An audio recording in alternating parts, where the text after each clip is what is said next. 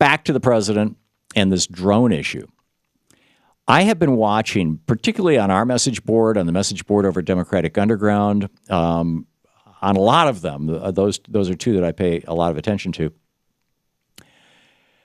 People on the one side arguing that we're at war, and therefore, and the president, he doesn't use the phrase war on terror anymore, but we're at war, and therefore Americans who've joined the other side are now enemy combatants and thus should be treated like any other dangerous enemy during a time of war. If there's an imminent danger, they should be killed. This is the George W. Bush argument, and the strength of it is the memory of 9/11 and this enduring belief in the minds of many Americans that 9/11 was an act of war in and of itself. It was a modern-day Pearl Harbor, and therefore we're justified in pursuing that war until the enemy, Al-Qaeda, is either dead or surrenders. Now, the first weakness of that argument is that our Constitution and the international laws that we've signed onto through numerous UN and other international treaties very clearly describe what is a war and how that's different than what we call a crime. Pearl Harbor had Japan, a country. 9/11 had bin Laden, a criminal. Also, for a war, you need a congressional declaration of war and a nation to declare that war against. And once that's happened, there are very specific rules under which we conduct that war. The last time our nation had a congressional declaration of war, legally invoking our constitutional war powers, was in 1941, and that war ended, as I recall, in 1945. Do I have those years right? I think so. I don't know. I wasn't around back then, but it was World War II. You know what I'm talking about.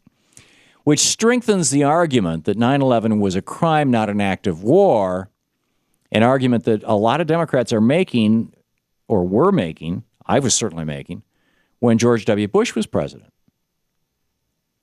A crime, and that argument is supported that it was a crime, not a war, by the fact that by our having arrested, and right now, as we speak, having on trial 9/11's mastermind, Khalid Sheikh Mohammed, and our having executed its funder, Osama bin Laden, and putting others on trial for their participation or support of 9/11, that it was a crime. I mean, we're behaving as if we're dealing with criminals, which highlights the second weakness of the Obama is fighting a war argument for Democrats. It's a naked continuation of the policies of George W. Bush, which so many of us considered both illegal, immoral, and fundamentally inconsistent with both American and international principles of both governance and morality. So that's one side. On the other side of this intra-Democratic Party argument are those who suggest that President Obama is both our president and the head of the Democratic Party, and as such deserves the support of Democrats and people who lean toward the Democratic Party. I mean, that was the rationale used by many, if not most, Republicans who privately opposed many of Bush's policies, particularly his drunken sailor spending policies and his war policies during his 8 years. But they kept their mouths shut. They weren't screaming about the deficit until a Democrat came into the White House. Even though George W. Bush, not only made the largest contribution to it of any president in history, but put into place 2 wars, Medicare Part D, and a tax cut, which basically required that the president after him would continue that, those deficit policies. So today, in simplified form, many Democrats and Democratic Party supporters are faced with a pretty stark choice on this issue of using, this whole issue of using drones to kill American citizens without trial. And frankly, I'd say using drones to kill anybody without a trial, particularly in a country with which we're not at war.